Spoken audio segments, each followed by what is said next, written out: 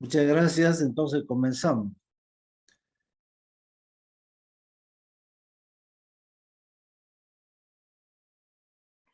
Bueno, a manera de introducción, yo quiero presentar este esquema en el cual más o menos vamos a desarrollar el tema en su conjunto. Vamos a hablar del catéter venoso central, qué es un catéter, cómo se define, cuáles son los tipos de catéter que hay, la clasificación de los catéteres venosos y cuáles son las indicaciones, las contraindicaciones,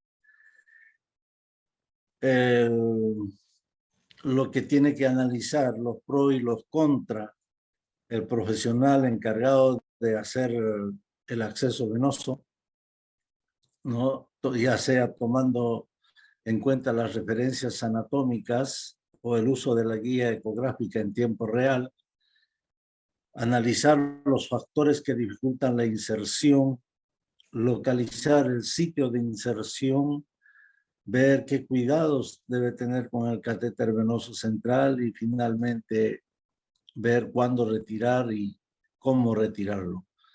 Todo esto debe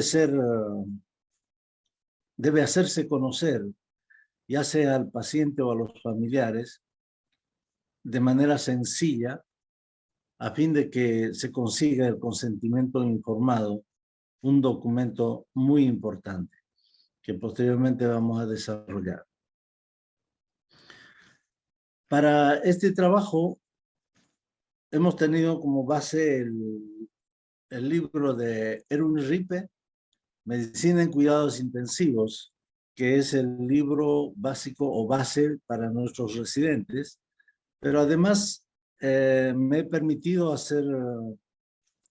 seleccionar unos 3 trabajos que son del 2020, como este, por ejemplo, que es Catéter venoso central y sus complicaciones, de Alejandra García Carranza. Otro de tendencias actuales sobre las infecciones asociadas al uso del catéter venoso central, que es de mayo del 2021, de Ingrid Sostaiza Bellis. Luego, inserción y mantenimiento del catéter venoso central, que también es de 2020. Y algunos otros trabajos, algunas otras revisiones que me han parecido interesantes.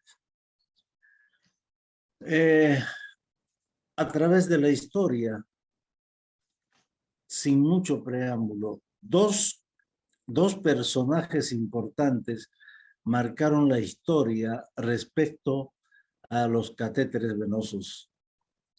Uno es Werner Fortmann, que en 1929, bueno, se ha introducido,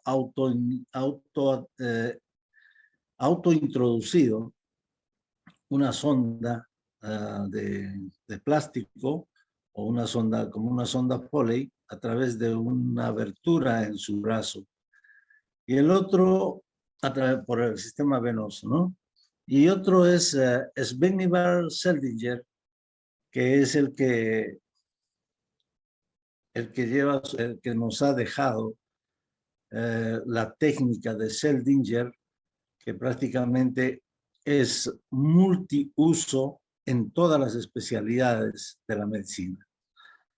Entonces, es importante recordar a Werner Forssmann, quien siendo un joven urólogo que manejaba bastante la sonda, los sondajes, y en esos momentos había ya productos a la venta, se introduce pues a través de la flexura del codo una sonda, más o menos primero unos 30 centímetros y después alcanza unos 60 centímetros hasta llegar a la cavidad auricular.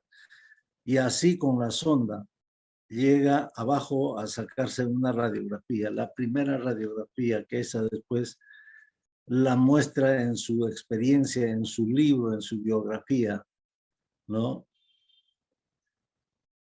Y esto le ha costado a que como un estudiante todavía médico joven sea despedido de su instituto.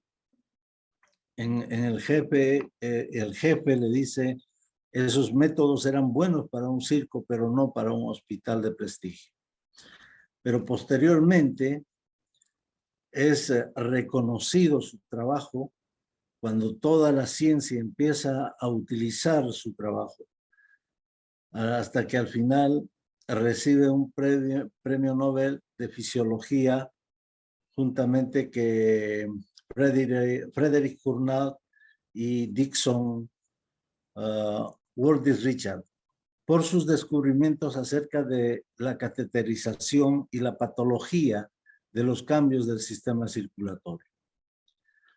Otro hito importante la produce Sven Ivar Seldinger entre más o menos en 1952.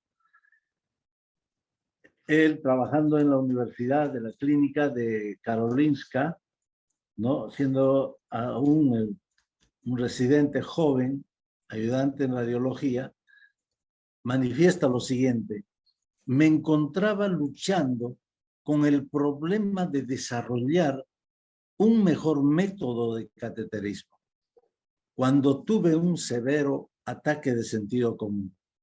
Después de un intento fallido de utilizar esta técnica, me encontré decepcionado con 3 objetos en mi mano: una aguja, un alambre y un catéter. Y en una fracción de segundos me di cuenta en qué secuencia debería utilizarlos. Colocó la aguja por dentro del alambre, retiró la aguja, avanzó el catéter sobre el alambre y retiró el alambre, dando origen y nacimiento a la técnica de Seldinger.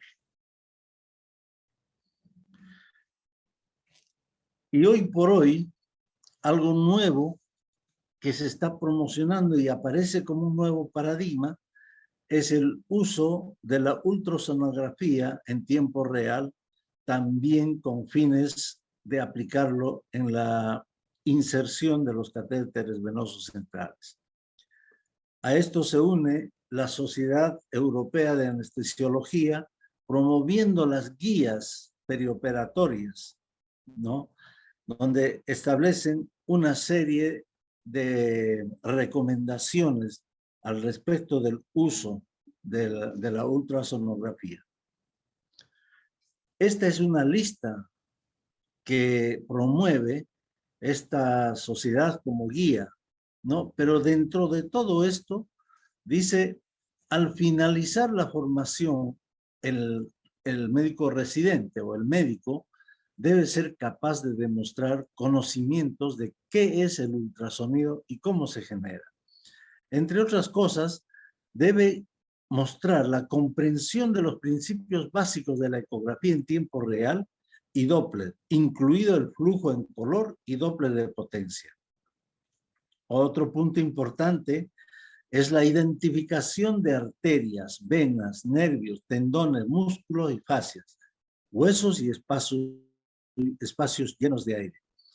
También habla sobre una comprensión de las técnicas de visualización en el plano y fuera del plano de la aguja. Después, la capacidad de mantener la visualización del eje de la aguja y la punta durante las técnicas en el plano. Asimismo, en el punto 19, pregona los procedimientos para minimizar la infección cruzada del equipo de ultrasonido. Y así, una serie de recomendaciones que pone a pie de letra para la formación de los médicos profesionales. Esta es una clasificación de los accesos vasculares. Los accesos vasculares pueden ser de tipo venosos o accesos vasculares pueden ser arteriales. Nosotros nos vamos a hacer cargo o vamos a hablar acerca de los accesos vasculares venosos, Estos accesos vasculares venosos a la vez pueden ser accesos vasculares venosos periféricos y accesos vasculares venosos centrales, que es el que nosotros vamos a hablar. En los accesos vasculares venosos periféricos son aquellos que se ponen, por ejemplo, en el dorso de la mano, en la cefálica, basílica, son los famosos PIC, catéteres centrales de inserción periférica, ¿no? En cambio, nosotros vamos a hablar de los accesos vasculares venosos centrales como punto de inserción o sitio de inserción. Tenemos la yugular, la subclavia, la femoral. En los niños y en los neonatos pueden ser la umbilical, ¿no? Y la ubicación del catéter, por considerarse centrales, debe ser en la vena cava superior, en la vena cava inferior o en la aurícula derecha. Antes del acceso venoso central, dijimos que era necesario hablar sobre el consentimiento informado, pero también había que hacer los análisis de los pros y los contra e identificar algunos factores que dificultaban la inserción. Y eso es cabalmente lo que había que hacer, ¿no? Había que analizar si un paciente, por ejemplo, necesitaba una reanimación hídrica porque estuvo con diarrea, vómito, o estuvo muy deshidratado, o está en un shock hipovolémico por alguna causa. De por sí, no siempre necesita un catéter venoso central. Probablemente una bránula gruesa sería mucho más efectiva para su recuperación. Sin embargo, aquel paciente desnutrido que probablemente necesite nutrición parenteral total, quizá pueda necesitar o requiera un catéter venoso central. Sin embargo, existen los otros catéteres que son los catéteres centrales de inserción periférica que tienen cierto tiempo más prolongado o de largo plazo para poder ser utilizados, así como en los pacientes que necesitan algún tipo de terapia. Cuando se requiere una hemodiálisis, hacer una hemodiálisis en forma aguda, porque el paciente ha caído en un fallo renal, AKIN 1, AKIN 2, después de un proceso séptico o por una descompensación hemodinámica o alguna otra causa, ¿no? Entonces se sugiere y es mejor utilizar, hay una recomendación, esto lo dice el libro de Irving, hay que procurar que sea la vena yugular interna, ¿no? Y evitar la vena subclavia. Asimismo, si se quisiera hacer una hemodiálisis a corto plazo, hacer plasmaféresis, ¿no? Solo si es necesario, es posible que sea mucho mejor utilizar una vía femoral. De esta manera, cuando uno quiere utilizar un marcapaso transvenoso o introducir el catéter Swan-Ganz, recomienda utilizar primero la vena yugular interna de derecha y como segunda opción la vena subclavia. Asimismo, debemos saber y reconocer también que la subclavia derecha tiene mayores tortuosidades que la vena subclavia izquierda. Por lo tanto, a veces la toma de decisión para establecer el acceso venoso se inclina más por la vena subclavia izquierda.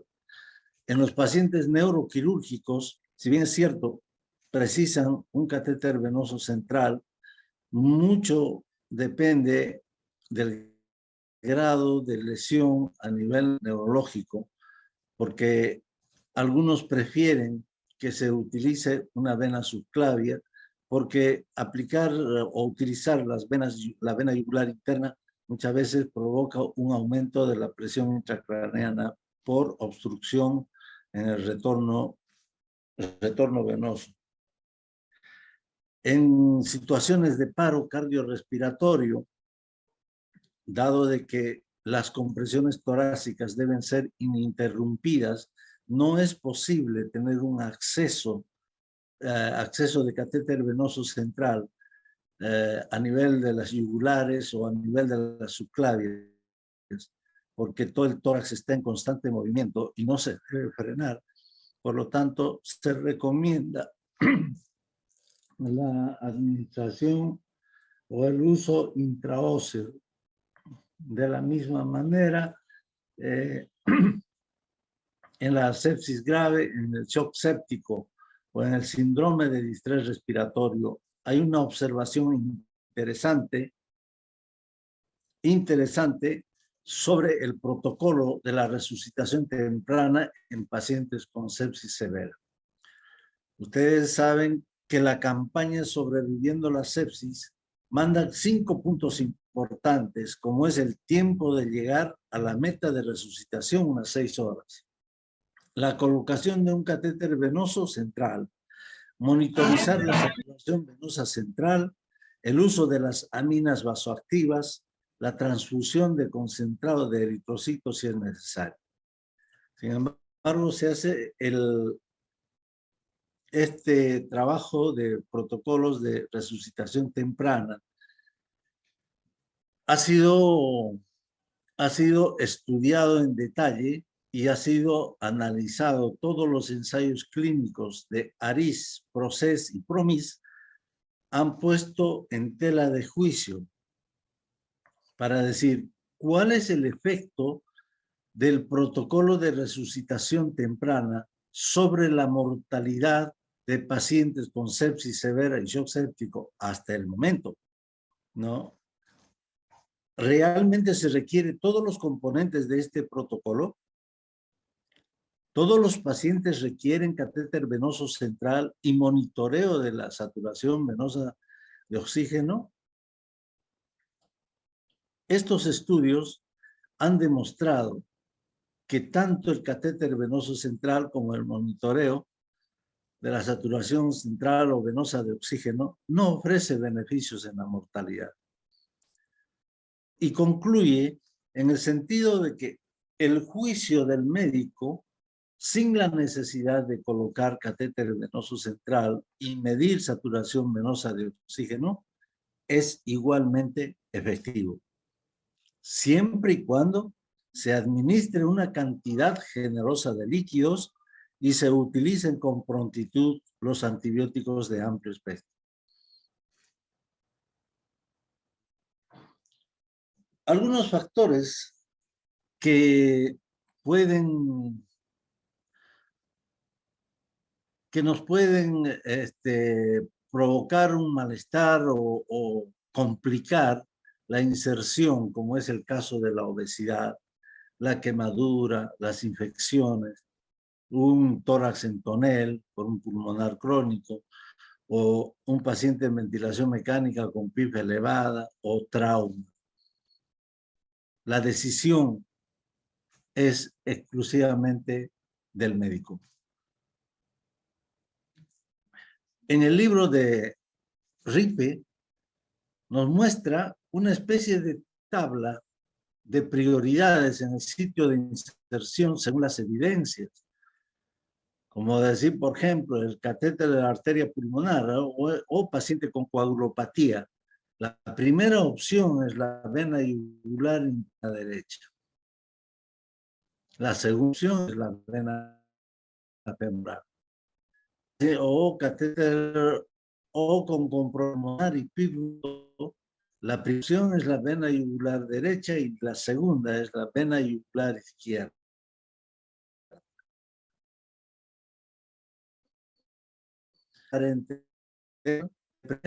A ver, ¿cuál puede ser tunelizado o no?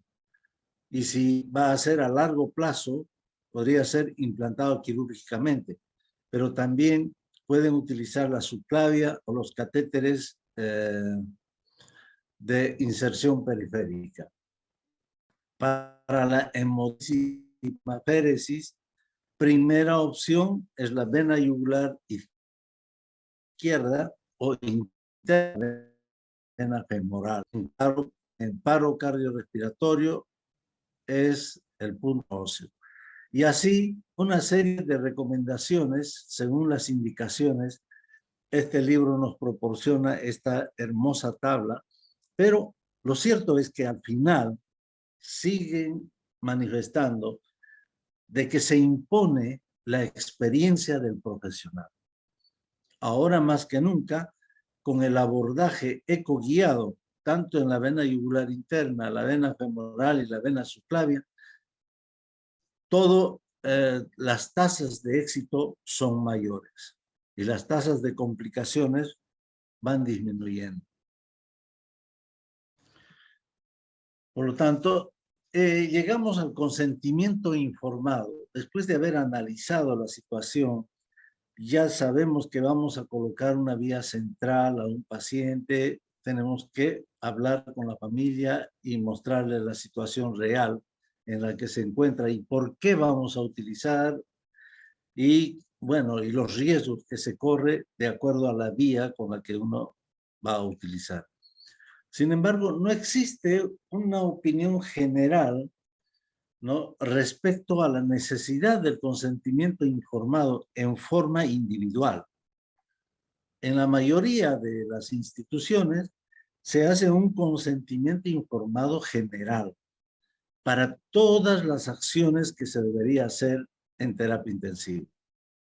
Sin embargo, si la premura de la situación nos exige hacer el acceso lo más antes posible, y no podemos lograr el consentimiento informado, la recomendación es que después de haber colocado, después de haber realizado todo, cualquiera sea el resultado, haya complicaciones o no, se tiene que salir inmediatamente y no retrasar y comunicar a los responsables o a los familiares del paciente lo que se ha realizado. Las técnicas de acceso venoso central. Para esta técnica tenemos que ver que hay unos pasos que seguir, como la selección del equipo, preparación de la zona de abordaje, la zona de punción, la estrategia de punción y la verificación de la punta éter. En la selección del equipo del catéter venoso tenemos un sinfín, pero el objetivo es dar respuesta a la finalidad que se tiene. ¿Qué es lo que necesitamos en el paciente? Es una respuesta a la necesidad del paciente. ¿Será un catéter para hemodiálisis o será un catéter tan solamente de suministro de medicamento, de líquido, productos? ¿Y qué es en realidad un catéter central? Se define, según Vergara y Vélez, ¿no? Es una definición de la revista chilena de infectología. Dice que es un dispositivo que permite el acceso al torrente sanguíneo a nivel central, con el fin de administrar medicamentos, fluidoterapia, nutrición parenteral total o para monitorización hemodinámica o hemodiálisis. Otra pequeña definición de Arias Rivera, ¿no?, de la edición de Mason, dice, es la introducción de un catéter en una vía venosa de gran calibre, como la subclavia, yugular, femoral, mediante punción. Cualquiera de las dos definiciones y cualquiera de las otras definiciones, porque hay un sinfín de definiciones de acuerdo al criterio de cada autor, de cada autor que escribe artículo determinado.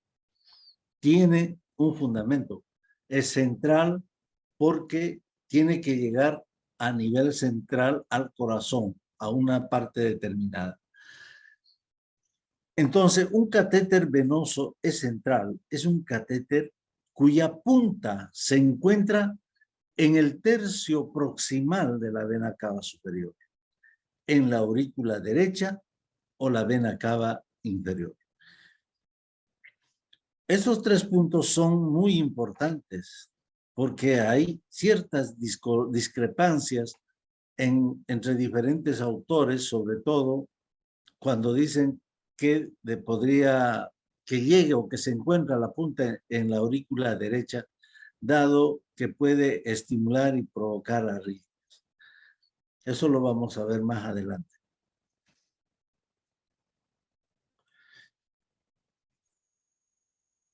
La naturaleza tiene una evolución, así como los catéteres, así como todos los conocimientos tienen evolución, también los catéteres han tenido su evolución. ¿Quién no conoce el Intracat? El Intracat, que es un catéter que actualmente nosotros usamos el amarillo y lo utilizamos como para realizar drenajes pleurales, ¿no? Esos venían en colores, era el azul para niños o para neonatos, el verde para niños y el amarillo para adultos. Sin embargo, esta era de punción directa. Se tenía muchos problemas porque no se podía calcular exactamente, a veces las lesiones de perforación de arterias eran muy frecuentes y además que la aguja es muy traumática, ¿no? Muy, muy traumática. Posteriormente viene el Cavapic. El Cavapic, que es otro catéter más largo, pero que generalmente se utiliza como un catéter de acceso periférico, ¿no? Tuvimos la oportunidad de usar siempre por la vena basílica o la basílica en la mayoría de los casos. Luego, por fin apareció. Los 2 anteriores catéteres eran catéteres de punción directa, ¿no? En cambio, estas últimas que han aparecido, que vienen en el set, ¿no? Las de monolumen, doble lumen, triple lumen, utilizan la técnica del Seldinger, ¿no? A través del alambre. Y todos estos catéteres también tienen sus partes, los orificios, los 3 orificios que todos hemos detectado. Tenemos una que es distal, una medial y una proximal, ¿no? Cada uno tiene diferente diámetro, ¿no? Por ejemplo, si bien el diámetro general de la punta del catéter es 7 French, 2.4 milímetros, el catéter, la punta misma, tiene 16 Gauss de dimensión, la media tiene 18 Gauss y la proximal 18. Entonces, esto le da el tamaño más o menos para que puedan perfundir el flujo del líquido. Generalmente es la punta del catéter, el orificio distal, es el que se utiliza para la medición de la presión venosa central, para aplicar fármacos a altos flujos y fluidos viscosos, hiperosmolares o coloidales, ¿no? También las transfusiones.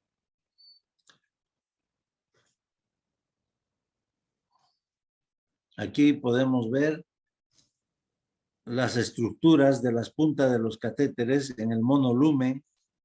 Todos tienen el diámetro de 7 French, pero de acuerdo al número de lumen son divididos según los Gauss.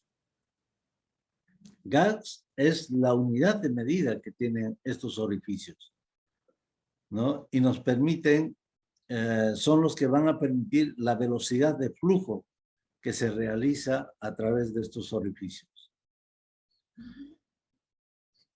También los catéteres podemos dividirlos o clasificarlos según la zona de inserción en catéter central y periférico, según el lugar de inserción en subclavia, yugular, femoral, según el tipo de implante, ya sea tunelizado, no tunelizado, según el número de lumen, de un lumen, 2 lúmenes, 3 lúmenes, y según el tiempo de duración, temporal, prolongado, definitivo. ¿No? Hay una gran variedad de estos dispositivos intravasculares, ¿no? Y los catéteres venosos centrales se utilizan con diferentes criterios y son de distinto tipo de materiales: polipropileno, polivinil cloruro, siliconado, silastic. Cada uno tiene un uso específico, tiene sus propios beneficios y también sus riesgos. Hay un catéter que se considera que es un catéter venoso ideal. ¿Cuál será el catéter venoso central ideal? Es aquel catéter que es biocompatible. Biocompatible quiere decir que no debe provocar ninguna reacción dentro del organismo cuando se le va a colocar, ¿no? Y que se haga resistente a que no sea ocluido por vainas de fibrina o trombos, ¿no? Y que sea resistente también a la contaminación o a la colonización y migración bacterial.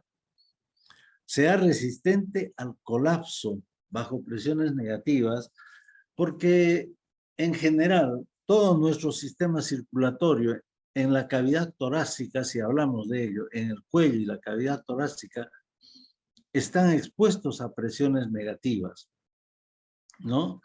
Nosotros al inspirar y al expirar generamos presión negativa interna y los vasos sufren el efecto de estas presiones.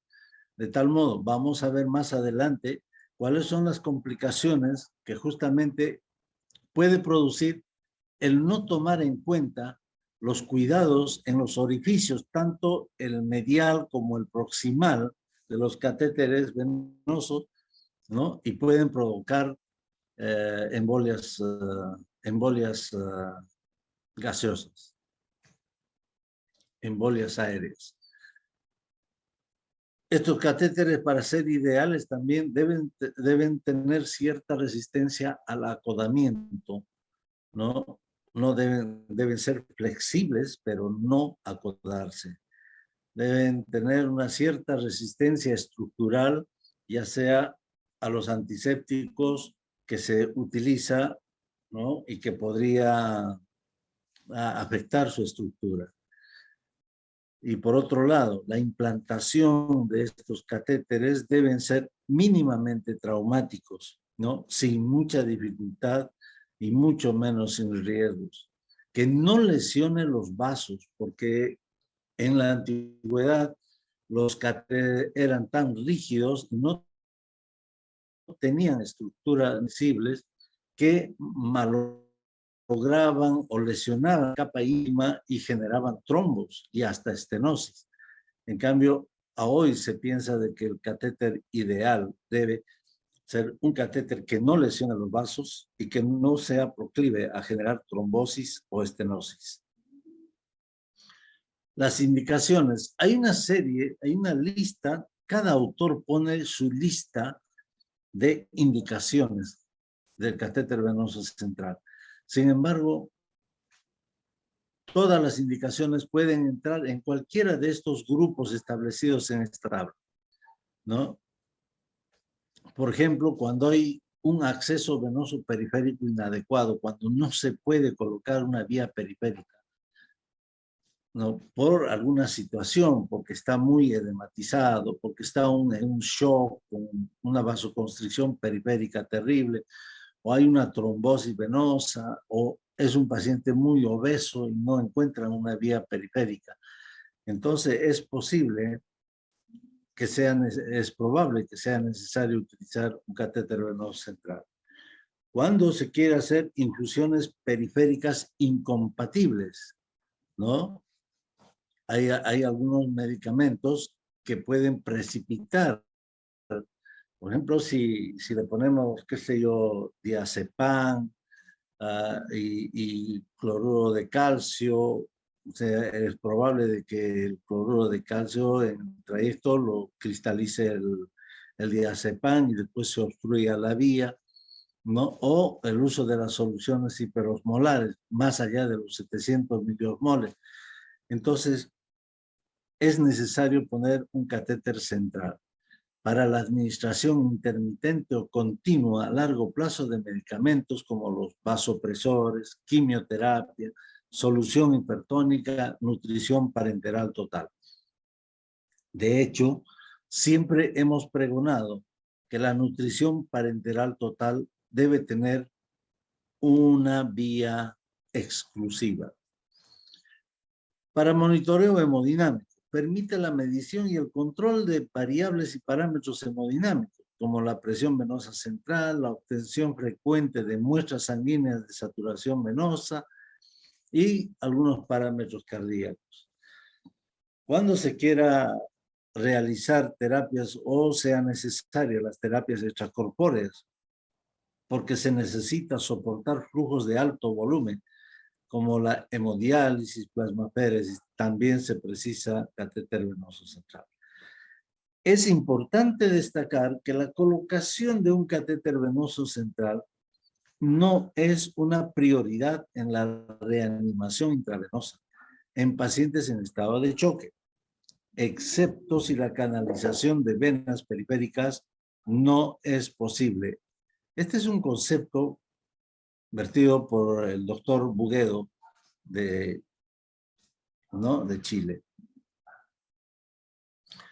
Las contraindicaciones para la inserción. Las contraindicaciones para el cateterismo venoso en realidad son relativas, ¿no? Alteración de la coagulación, pero ya hemos visto que ahora con el apoyo o la ayuda de la ecografía podemos utilizar, podemos realizar catéter venoso central, podemos colocar vías centrales, ¿no? Si hay lesiones cutáneas infecciosas en sitio de punción, eso sí son contraindicaciones absolutas. Cuando hay bulas pulmonares, todo se puede sortear con la ayuda de la ultrasonografía en tiempo real. Entonces, todas las contraindicaciones son relativas. Las técnicas y sitio de inserción del catéter venoso central. En general, tenemos unos puntos anatómicos que nos dan referencia de las zonas donde se pone, donde son más frecuentes la inserción de los catéteres venosos, ¿no? Estos son los puntos anatómicos de referencia. Y aquí tenemos las vías de abordaje más comunes que tenemos, ¿no? Sobre la vena yugular interna, la subclavia, supraclavicular, la vena subclavia infraclavicular, la yugular interna, ya sea la anterior, la media, posterior. La vena antecubital.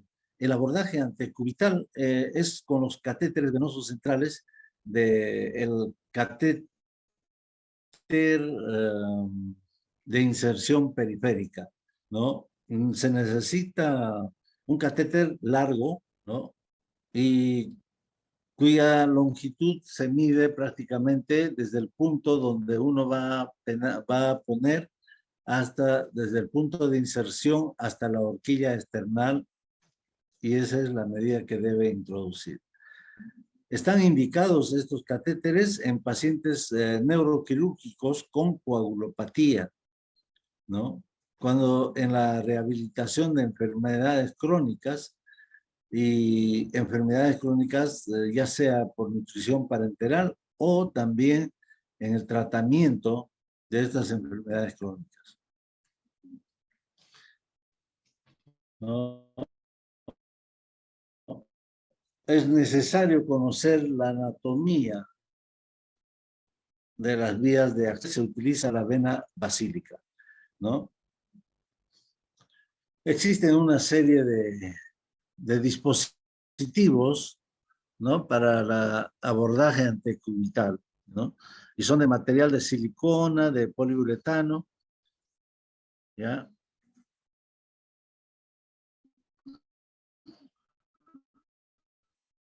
Y las técnicas de acceso son unas que son directas, a aguja directamente. Luego tenemos la técnica de acceso con la técnica de Seldinger, es decir, utilizando el alambre como guía. Y también tenemos el abordaje antecubital con la técnica de Seldinger ecoguiado. Aquí es muy importante mencionar de que estos catéteres generalmente son puestos por el personal de enfermería. En el servicio de terapia intensiva es muy poco lo que hemos hecho respecto a la introducción del catéter venoso central por la vena antecubital.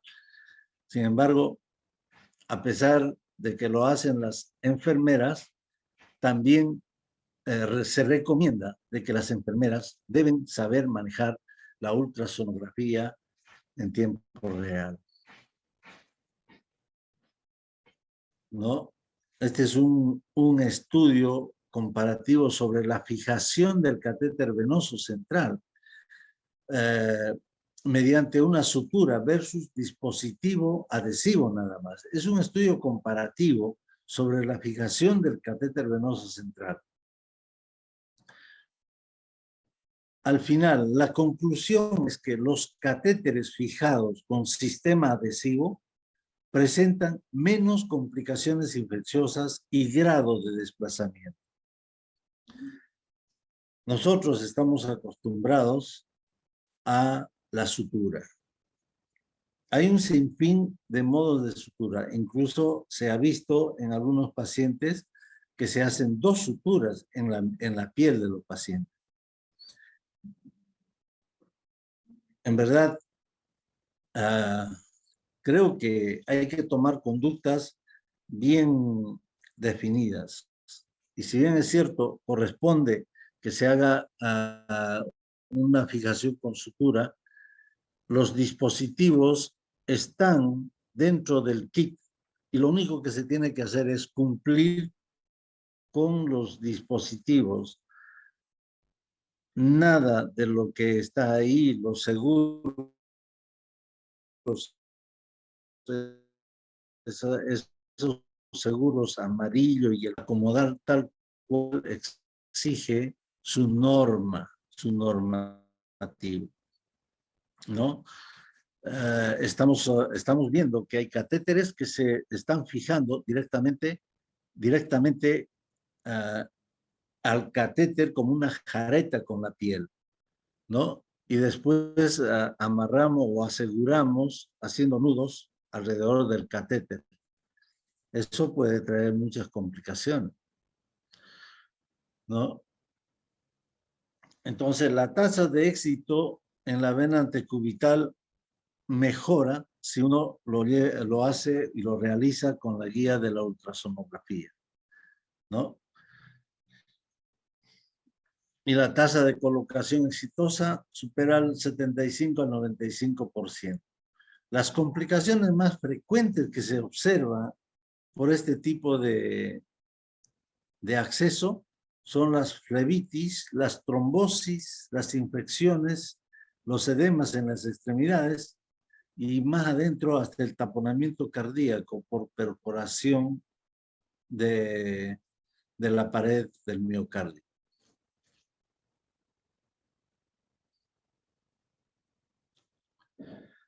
El acceso sobre la vena yugular interna, ¿no?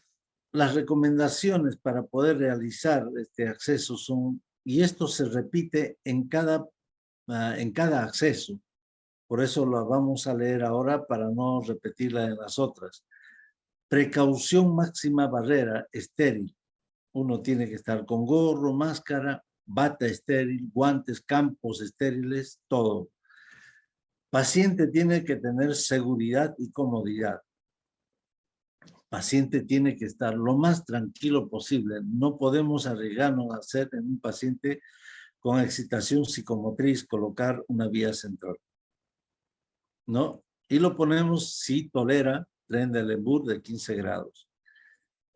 También podemos utilizar el dispositivo de ultrasonografía en tiempo real, ¿no? Con las ondas de 7.5 a 10 MHz, examinar ambos lados del cuello, analizar el sitio de inserción de las venas yugulares e identificar si hay o no hay contraindicaciones. La visualización ultrasonográfica en tiempo real debe ser en sentido transversal y longitudinal. Sabemos que la vena se distingue de la arteria al ver la prueba de la compresibilidad, además por medio del flujo color o del color Doppler, ¿no? En paciente disneico varía el tamaño de la vena yugular interna, ¿no? Puede haber algún grado de contraindicación. Antes del procedimiento es necesario realizar un eco pulmonar para diagnosticar si hay o no hay neumotórax. Identificado el sitio de inserción, se debe proceder a hacer la asepsia y antisepsia, ¿no? De toda una porción, una amplia extensión del cuerpo, donde se va alrededor del punto de acceso y cubrir con campos. Se tiene que hacer con máxima esterilidad, ¿no? Y si vas a usar la sonda, tienes que hacerlo con un protector estéril y el operador tendrá que examinar los vasos. El acceso de abordaje en la vena yugular interna puede ser un acceso a abordaje anterior, ¿no? Que se inserta la aguja a nivel del borde medial de la rama external del músculo esternocleidomastoideo, 2 a 3 dedos o centímetros por encima de la clavícula, en un ángulo de 30 a 45 grados y apuntar hacia el lado del pezón ipsilateral. El abordaje central o medial se inserta la aguja en el ángulo formado por los dos haces del músculo esternocleidomastoideo y la clavícula. El ángulo de entrada es de 30 grados y también se apunta hacia el pezón ipsilateral. El abordaje posterior se inserta la aguja en el borde posterior del ramo clavicular del músculo esternocleidomastoideo a mitad, ¿no?, de la distancia que existe entre el proceso mastoideo y la clavícula. El ángulo de entrada en este caso es de 45 grados y la dirección de la aguja va hacia la escotadura external. Habíamos dicho de que la Sociedad Europea de Anestesiología promueve unas guías perioperatorias, ¿no?, sobre el uso del ultrasonido en los accesos vasculares. Y aquí una de las principales, donde dice canulación de la vena yugular interna guiada por ecografía. En realidad, la calidad de las evidencias para ellos y las recomendaciones es generalmente débil, ¿no? Por una gran heterogeneidad y diferentes poblaciones de pacientes, y además por los diferentes operadores ecográficos. Y dice, recomendamos el uso de guía de ultrasonido para la canulación de la vena yugular interna en adultos, ya que es más seguro en términos de reducción de complicaciones generales. Mejora tanto el éxito general como el de la primera vez. En términos de seguridad y eficacia, el uso de un abordaje fuera del plano es similar al abordaje en el plano. La inserción subclavia derecha.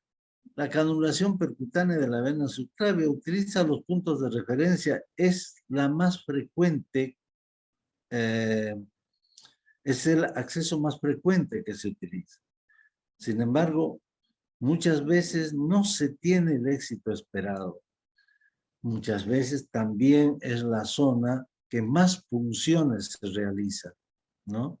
Y los tipos de abordaje en este caso son de dos tipos, una supraclavicular y la infraclavicular.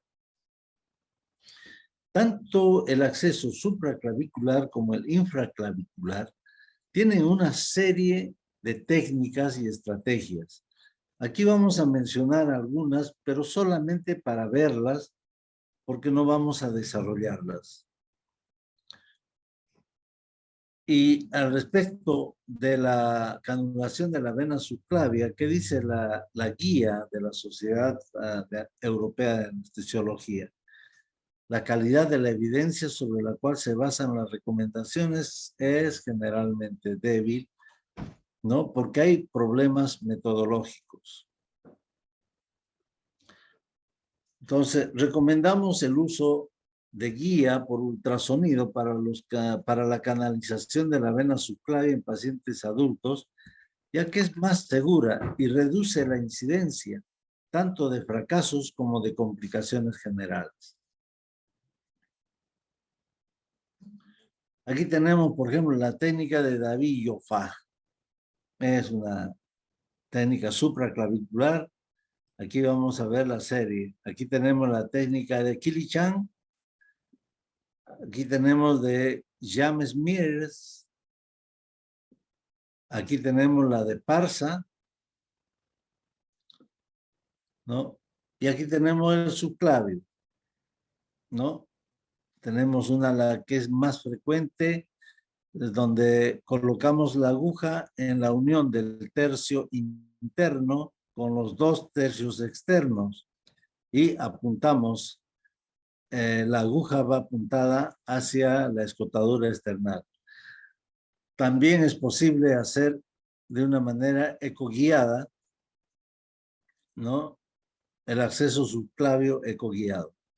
Y aparece un artículo de un subclavio modificado, sobre todo en pacientes politraumatizados con probable trauma raquimedular, donde no se puede hacer la rotación de la cabeza a ningún lado porque se supone de que hay un trauma raquimedular, de un politraumatizado, por ejemplo. Entonces, esta técnica que la han propuesto un grupo de investigadores, la técnica es que uno de ellos se hace cargo del brazo, del brazo y tira formando un ángulo más o menos de 45 grados y ahí localiza la vena subclavia, apuntando hacia la escotadura external. En esta técnica, el paciente no gira la cabeza en un lado contralateral, como nosotros generalmente pedimos al paciente que gire la cabeza al lado opuesto de donde estamos poniendo la vía subclavia. Tenemos el acceso femoral que también es bastante frecuente, pero es el acceso que tiene más relación, está más estrechamente más vinculado con los procesos infecciosos por la zona, ¿no? Pero es útil en casos de una emergencia, de una necesidad, por ejemplo, de realizar plasmaféresis o de una hemodiálisis que va a durar corto tiempo. La punción se hace por debajo del ligamento, ¿no? Y apuntando hacia el ombligo. También la Sociedad de Anestesiología en la guía hace recomendaciones respecto al uso de la ecografía en la canulación de la vena femoral, ¿no? Ahora bien, vamos a necesitar, ¿cómo vamos a seleccionar el tipo de catéter venoso central? La selección va a depender de tres factores importantes. Uno, de las características del paciente, ¿no? El tratamiento del paciente crítico, si es renal agudo, renal crónico, recibirá un tratamiento oncológico o solo monitoreo, está desnutrido.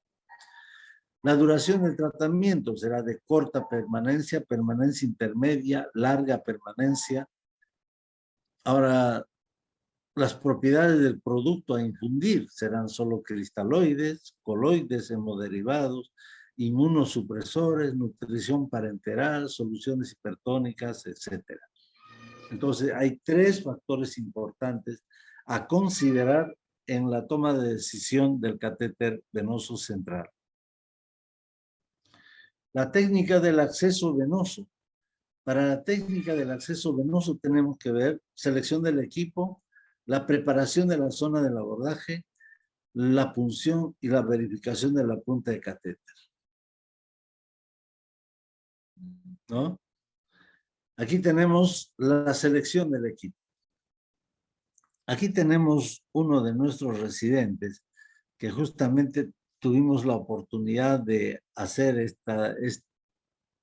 estas fotografías, pero da la casualidad de que en ese momento nosotros ya esperábamos una paciente, pero por alguna razón el personal de enfermería no estaba presente porque estaban trabajando en otro lado y precisaban el apoyo. Por lo tanto, en esta sala no había ese momento personal de enfermería.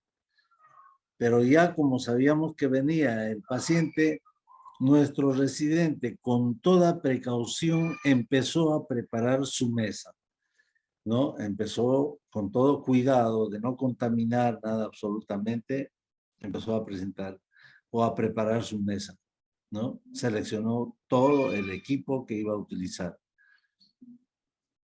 Posteriormente llega un colega de otro residente que se pone a programar ventilación mecánica o el ventilador con la suposición de que la paciente iba, o el paciente o la paciente iba a requerir ventilación mecánica.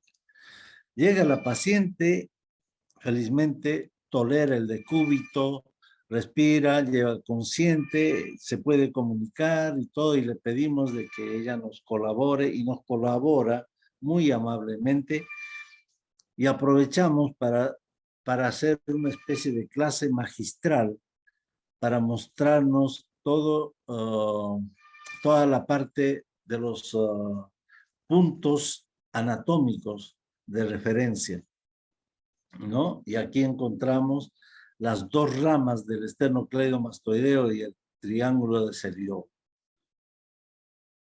Aquí está señalando cómo es el acceso medio y acá cómo es el acceso posterior. Posteriormente, él se viste con todas las precauciones, ¿no? Preparando la zona de abordaje, él, con todo esterilizado, se pone el barbijo, los guantes estériles, el mandil, y hace la limpieza quirúrgica amplia. También hacemos la prueba primero para ver las condiciones en las que se encuentra la vena yugular interna con ecografía.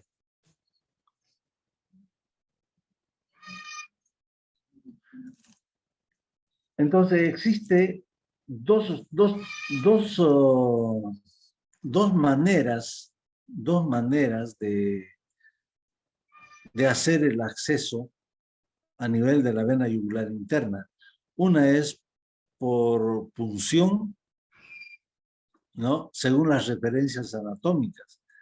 Y la otra es por punción, pero con ultrasonografía, ecoguiada y ecolocalizada, ¿no?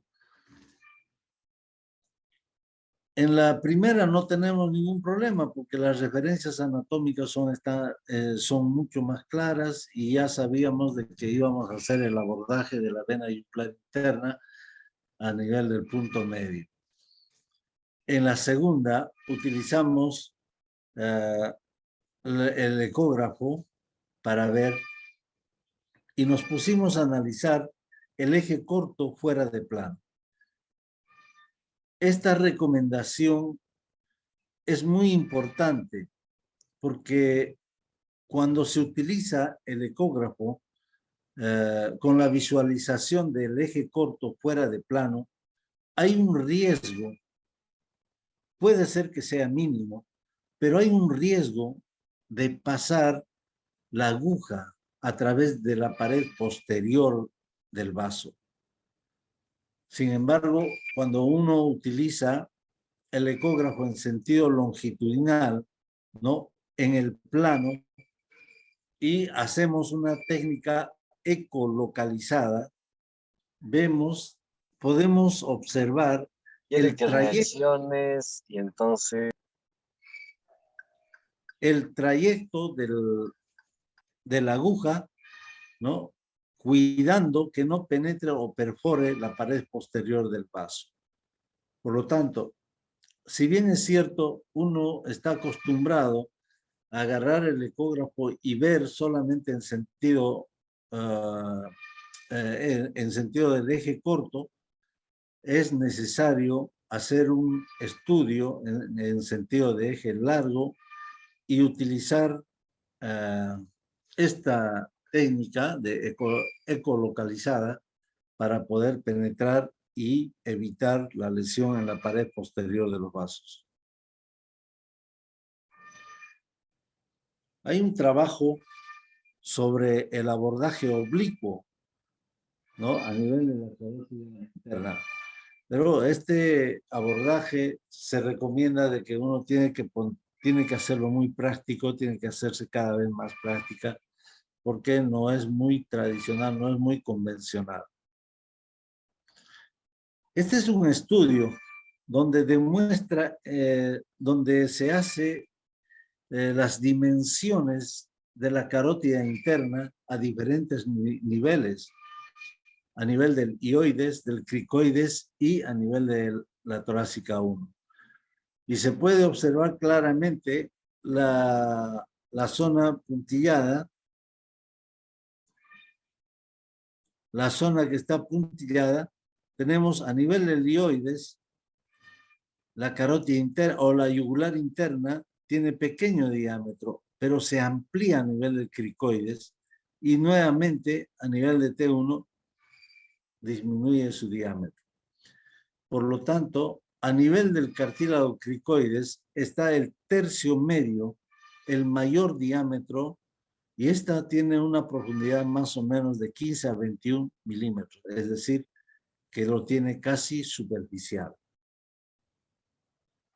Por otro lado, también se ha hecho un estudio de la comparación del efecto de las posiciones del Trendelenburg y la elevación pasiva de las piernas sobre el tamaño de la vena yugular.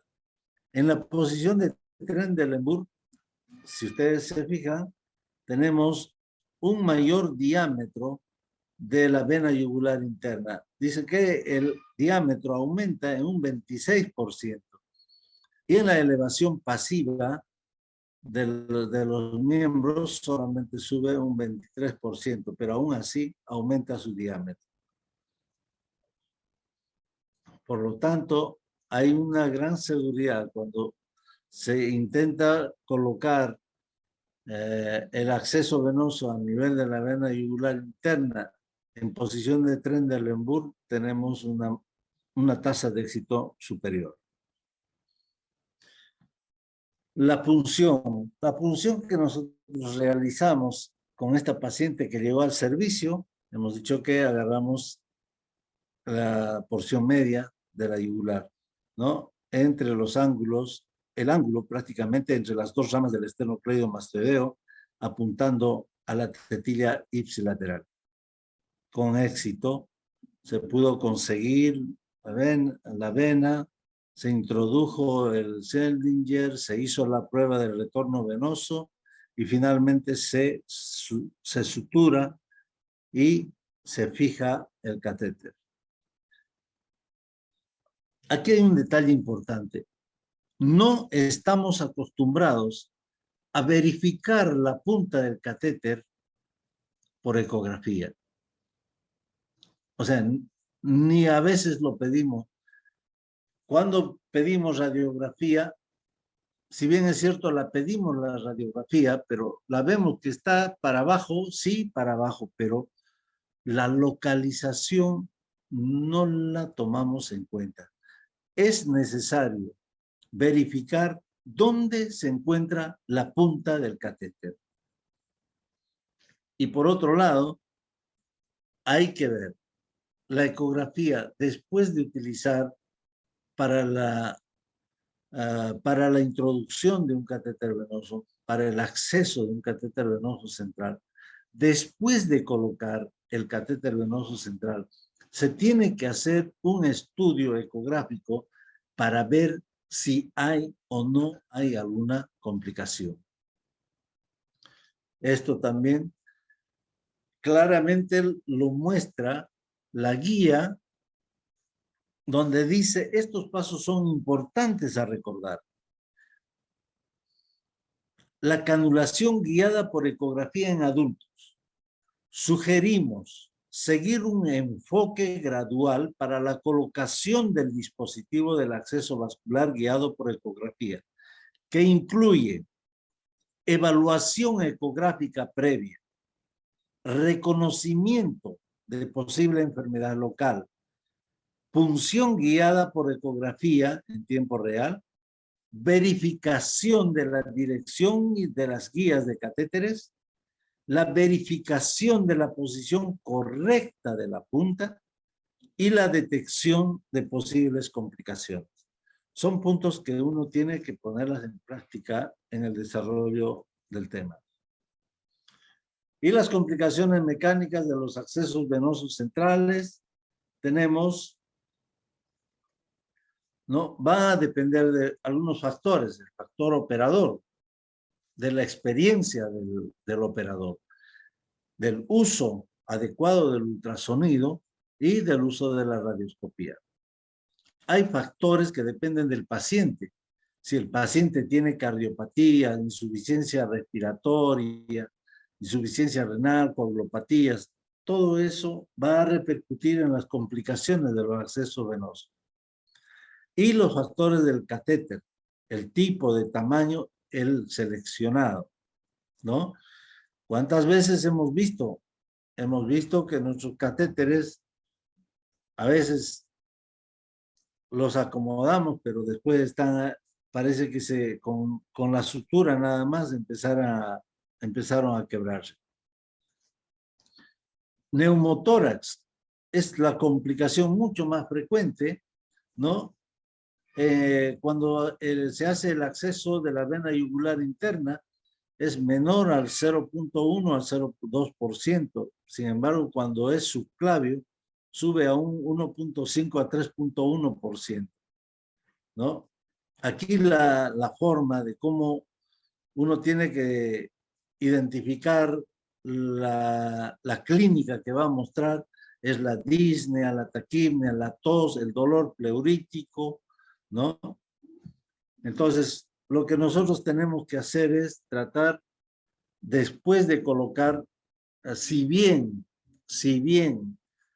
el neumotórax puede ser pequeño como puede ser grande, al inicio puede ser pequeño, imperceptible, pero si yo me doy cuenta de que aspiré aire o hice demasiadas punciones, tengo que utilizar la ultrasonografía para revisar si hay o no hay ecografía. Entonces, todos sabemos el signo del neumotórax, ¿no? Que es el signo de la barra. Y el otro, el hallazgo del punto pleural. La embolia aérea es una complicación a veces no tomada en cuenta, pero con seguridad, sobre todo cuando estamos en la inserción y en la retirada de los catéteres. Hemos dicho de que nuestro organismo siempre está permanentemente en juego de la presión positiva y la presión negativa. Las presiones negativas son las que van a aspirar el aire. Si dejamos libre los orificios, tanto proximal como medial de los catéteres venosos, entonces puede filtrarse una cantidad determinada de aire y provocar lesiones, ¿no? Se dice que una inyección de 2 a 3 ml de aire en la circulación cerebral puede ser letal. Y tan solo de 0,5 a 1 ml de aire en la vena pulmonar puede ocasionar un paro cardíaco, ¿no? Por lo tanto, hay que evitar la mayor entrada de aire y procurar administrar el oxígeno al 100%, reducir el aire intravascular y manejar el soporte hemodinámico. La malposición del catéter venoso central, sí, hemos visto, ahí hay mucha discrepancia sobre la localización exacta donde debería estar la punta del catéter. Sin embargo, hay localizaciones que salen fuera de lo normal. La punta del catéter debe estar en una vena central, vena cava superior o vena cava inferior, ¿no? Cerca de la unión atrio o cabo atrial.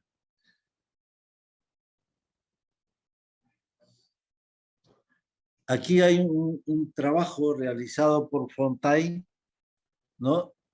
Donde analiza y saca como conclusión de que la frecuencia de trombosis es mayor a un 45% más o menos de todo el cuadro cuando la punta de la vena o la punta del catéter está en la vena brachiocefálica derecha.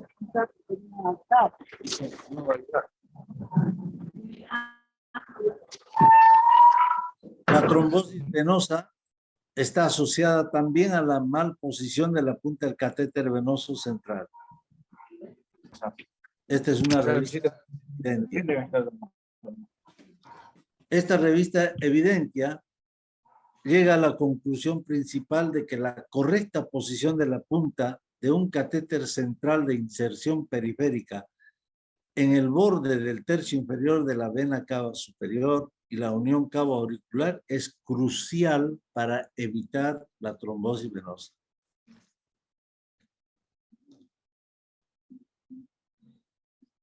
Algunos factores de la malposición son los factores del paciente por la anatomía compleja o anormal, ¿no? Factores que dependen del profesional o del hospital, las cosas que puede haber, una falta de formación, falta de experiencia, factores del mismo producto cuando no se dispone tal cual debería ser. Y algunas estrategias preventivas como la selección del vaso adecuado, selección de la longitud correcta del catéter y una selección del método adecuado para la guía. La punción o cateterización arterial. ¿Cuántas veces habremos pinchado una arteria y nunca supimos? ¿No? Las tasas de presentación están entre el 4.4 a 9.3. Estas complicaciones están asociadas a hematomas, ABC, accidentes cerebrovasculares, trombosis, taponamiento, ¿no? El acceso femoral que se complica puede complicarse con un sangrado retroperitoneal con una isquemia de extremidades. Las arritmias son muy frecuentes, ¿no? La punta del catéter debe ubicarse en el tercio distal de la vena cava superior, cerca de la unión de la aurícula derecha, evitando la ubicación intracardíaca o la migración de esta hacia la cavidad. Este es un artículo que comienza diciendo evitando la ubicación intracardíaca, porque recopila una serie de trabajos donde demuestra de que, los catéteres han perforado o perforaron la pared del miocardio, produciendo taponamiento cardíaco y con mortalidad elevada. Pero, sin embargo, vamos a ver en otro trabajo realizado, la ubicación de la punta del catéter venoso central en aurícula derecha, ¿no?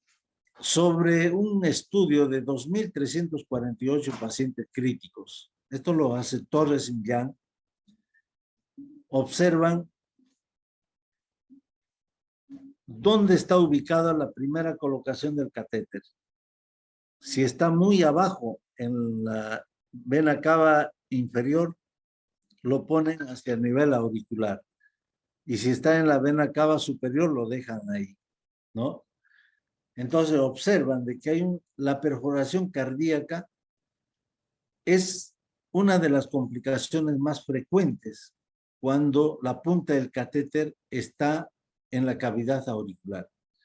Sin embargo, estos trabajos, cuando vuelven a revisar, estos trabajos son de 1985. Duncan encuentra tres perforaciones cardíacas de 141 autopsias. Y Mukau, en 1991, también encuentra una incidencia de 0.4%. 4 pacientes de 1.058, 4 perforaciones tardías, y todas en aquellos pacientes que utilizaban nutrición parenteral total. Todos tenían un acceso izquierdo y el promedio de tiempo tenían 5 días. Entonces, llegan a la conclusión de que toda esa perforación fue producto del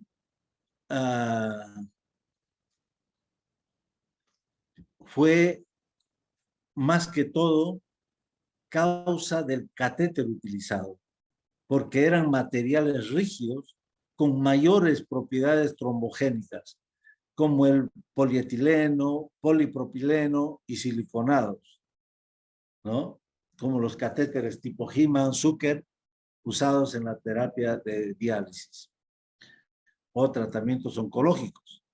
En contraste, los catéteres de última generación, que son de poliuretano, utilizados en nuestra unidad, son mucho más flexibles, con los que se han demostrado menor frecuencia de complicaciones.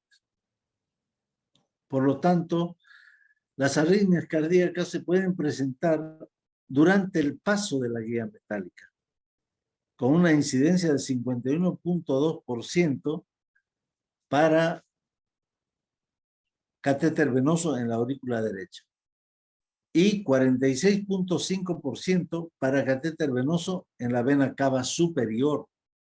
O sea, ni siquiera la colocación del catéter venoso en la vena cava superior se libra de las arritmias cardíacas. Entonces, la pregunta es, ¿tiene un mayor beneficio evaluar el estado de perfusión tisular tomando la saturación venosa de la aurícula derecha y no de la vena cava superior? En realidad, controlar la presión venosa central a nivel de la aurícula derecha o de la vena cava superior es la misma. Entonces, las arritmias nosotros podemos prevenirlas guiándonos a través de los electrodos cuando vamos introduciendo la guía metálica. Cuando se va penetrando y cargando y detectando con los electrodos, se puede observar tanto la onda P como la onda T están negativas en todas las derivaciones, porque se van alejando, ¿no? Entonces llega un momento que uno, cuando observa de que todas las ondas P son negativas y también las ondas T son negativas, incluso el QRS también son negativas. Entonces uno tiene que ir sacando poco a poco el alambre, ¿no? Hasta ver de que aparece una onda positiva, hasta que aparezcan las ondas positivas.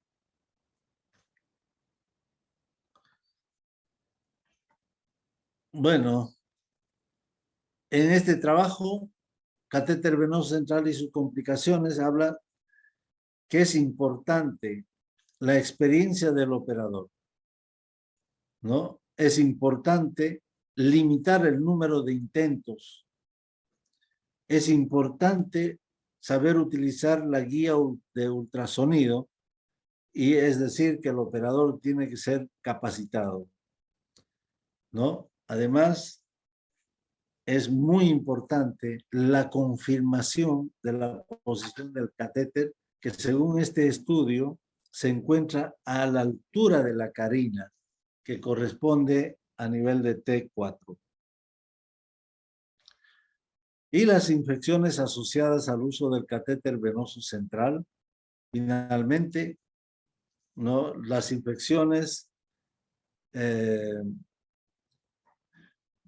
tienen una tasa de incidencia de 0.8 por 1000 días de catéter. Hay más o menos 250,000 casos de infecciones por año relacionadas a catéteres intravasculares. Las infecciones del torrente sanguíneo relacionadas al catéter venoso central tienen alto impacto en la mortalidad, porque estos pacientes tienen que permanecer más tiempo en las unidades de terapia intensiva. Necesitan mayor gasto, mayor costo social y, por último, mayor morbimortalidad. Asimismo, es una de las infecciones de atención médica que es prevenible. Si nosotros tomamos todas las previsiones para no contaminar nuestro trabajo durante la inserción, estamos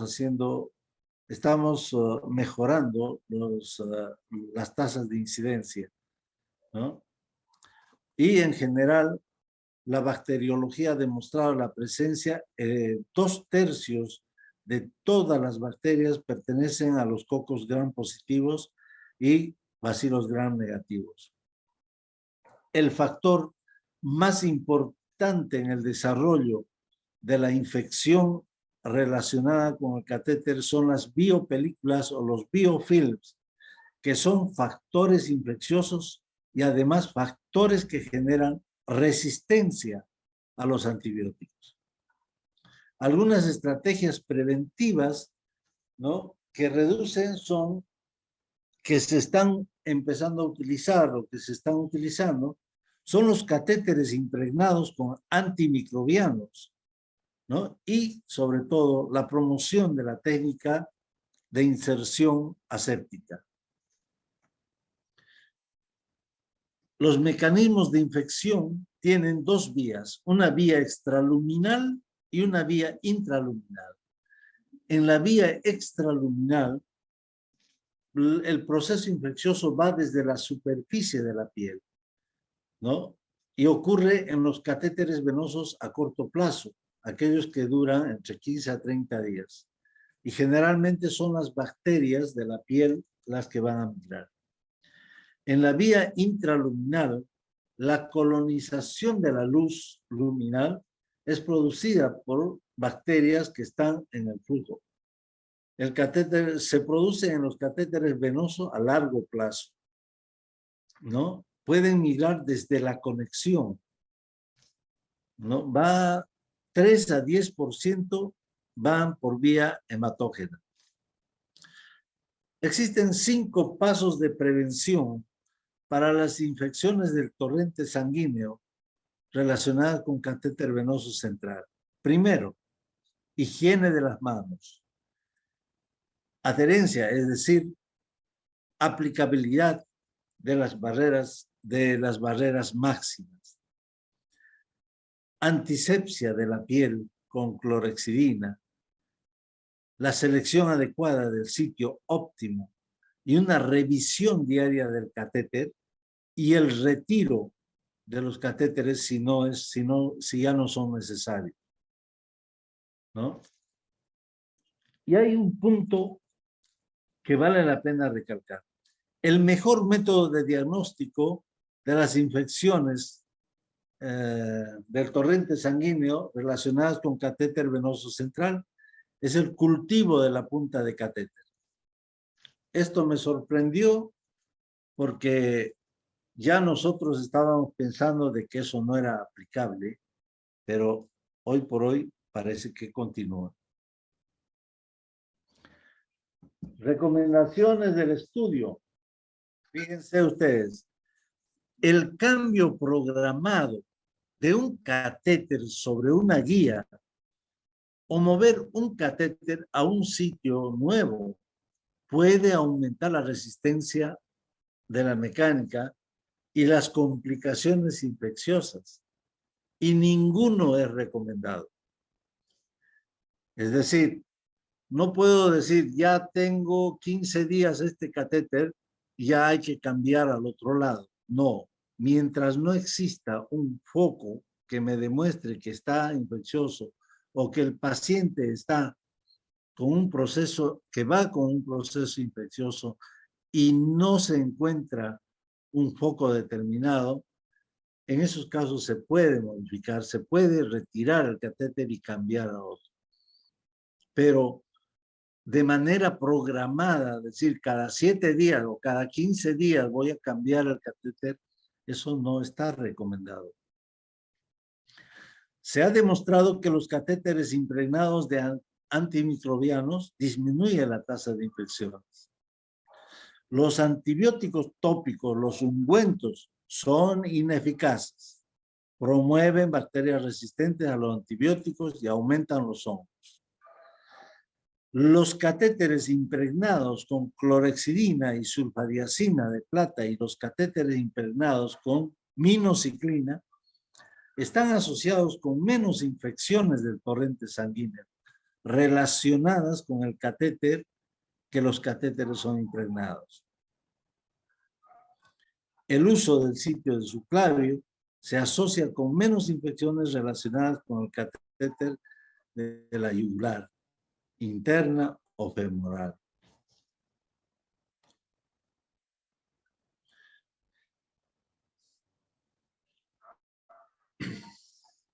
Por lo tanto, hay una evaluación previa al procedimiento de la inserción. Siempre hay que revisar la historia clínica y verificar la razón de la solicitud, de por qué se pone el catéter de vena central, determinar el sitio de inserción, elegir el catéter adecuado, evaluar el estado general y los signos vitales de los pacientes, identificar los antecedentes sobre los factores que favorezcan alguna complicación. Y sobre la retirada debe ser tan cuidadosa y tan protegida como el acceso. Durante la retirada se puede producir una embolia gaseosa, ¿no? Durante o tras la retirada del catéter por el aire aspirado a lo largo del trayecto subcutáneo y justo hasta la vena. Durante la inspiración se transmite presión intratorácica negativa a las venas centrales. Toda comunicación de una vena con el exterior puede desembocar en aspiración de aire del sistema venoso central. Los efectos patológicos dependen del volumen de aire aspirado y de la velocidad con la que dicho aire se ha aspirado. Los signos y síntomas son los siguientes: dificultad respiratoria, agitación, cianosis, respiración entrecortada, ruido respiratorio, hipotensión arterial, etc. Para la retirada del catéter, tenemos que entonces generar una valoración del estado general y hemodinámico del paciente, ver su coagulograma, realizar una inspección de la zona de inserción. En la fase de preparación hay que determinar el momento de la retirada.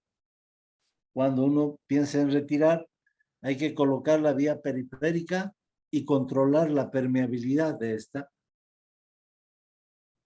Y preguntarse si se hará o no se hará cultivo de antibiograma al sacar el catéter.